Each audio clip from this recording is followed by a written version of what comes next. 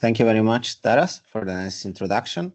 I will then start with my presentation. Okay.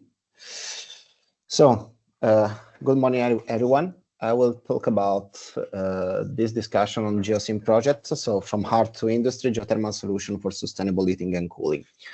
Particularly during this presentation, I will try to provide an overview of the GeoSim project, why it is interesting to have the implementation of geothermal energy within heating and cooling needs industrial sector.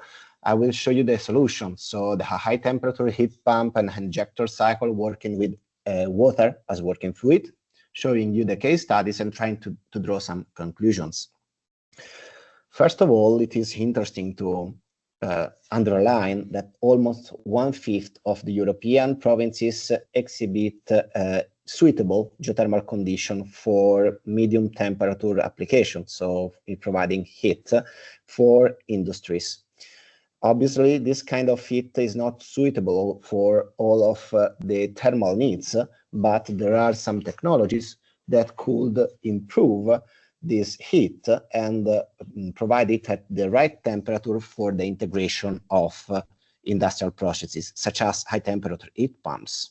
And indeed, this kind of solution could be economically viable if coupled with new technologies for geothermal exploitation.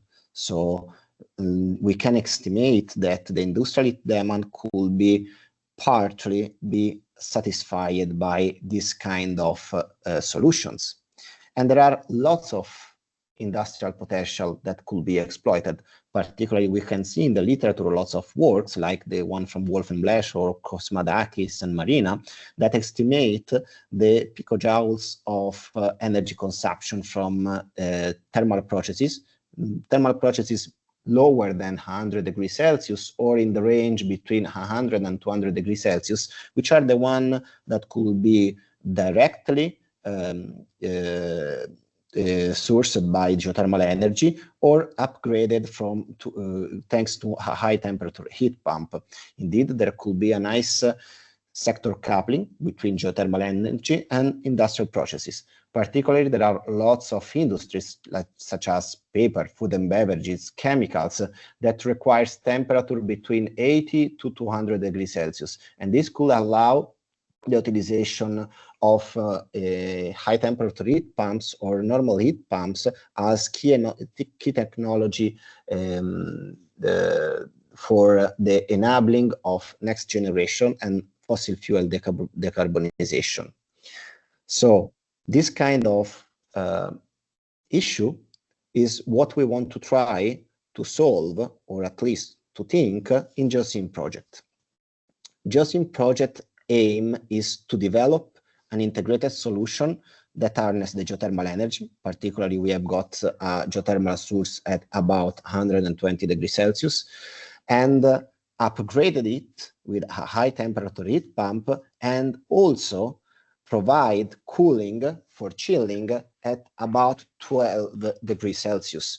Indeed, in lots of industrial applications, there is the need both of heat for thermal processes and cool. For example, in the agri-food, it is very well widespread, the requirement for both heat and cold. So we are, as UNIFI, are the scientific coordinator of the project and WFUP leader of the thermal design of the system, and we are trying to coordinate this innovation within GeoSim. What we have proposed is indeed these two technologies that should work, that could either work singularly or simultaneously in order to increase the use of the cascade energy of geothermal energy. GeoSim project partners are these ones, so from APRE, Geothermal Ukraine, COSVIG, University of Florence, Ribacol, NeoEco, SDU, and SINTEF. And this small consortium is very goal-oriented in order to provide an effective solution. The most innovative part of GeoSim project is the benefit of using water as the working fluid. Why water? Because water is the most natural working fluid, no GWP 0, ODP 0, and no PFAS issues. It's not toxic, non flammable, and it is very highly cost effective.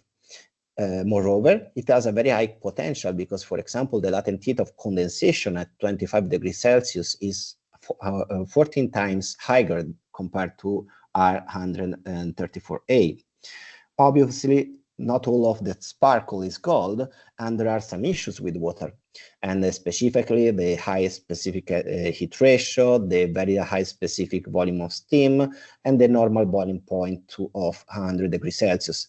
These characteristics bring to the issues that need to be solved of high discharge temperature at the compressor exit, the high volumetric flow rates, and the compression ratios, especially if we go with the temperature at the evaporator lower than 100 degrees Celsius, which will mean going subatmospheric condition. So what we needed was to try to have a flexible configuration where we have at the condenser a temperature of about 120 degrees Celsius, and indeed we have got steam entering the cheese factory, which is the case studies between 130 degrees Celsius. We already have placed a monitoring system at the demo site, and so we know the condition of temperature and pressure. The goal was to develop a heat pump with a condenser duty of 50 kilowatts, a temperature lift of at least 80 Kelvin, and the supply steam temperature at least 180, 200 degrees Celsius. And thanks to these constraints, what we obtained is a collaboration with Officine Mario Dorin that are developing a reciprocating piston compressor for this project and also for the twin projects Geostekis. And this compressor will have 4 stages of compression. And then the solution implemented. There will be a high temperature heat pump with 4 stages. And then we have got the condenser, an internal heat exchangers, and the evaporator. And then we have got also receiver for the flexibility of the system. We can see that with this solution, we could reach, at least theoretically, a coefficient of performance from a temperature lift of 80 Kelvin from 120 to 200 degrees Celsius of 3.6. which is well above the target that we set during the proposal writing. This is just a piece of geosyn. The other piece is about the ejector cycle, which is still innovative and still using water as working fluid. Then we provided a thermodynamic modeling with several configurations and also provided a computational fluid dynamic analysis for the ejector that we will be designing and building completely anew for the geosyn project. Thanks to the calculation of this kind of plant, we will implement this kind of solution.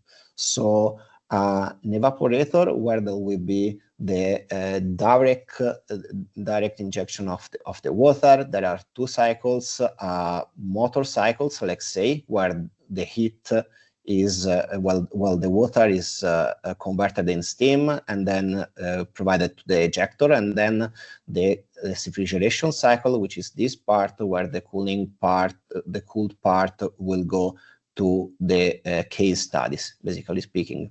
So we have got this kind of cycle, one which is close to a motorcycle and one which is a refrigeration cycle. The effective coefficient of performance of this kind of solution is of about 0.5, which is a quite good solution if we think about heat-powered refrigeration systems.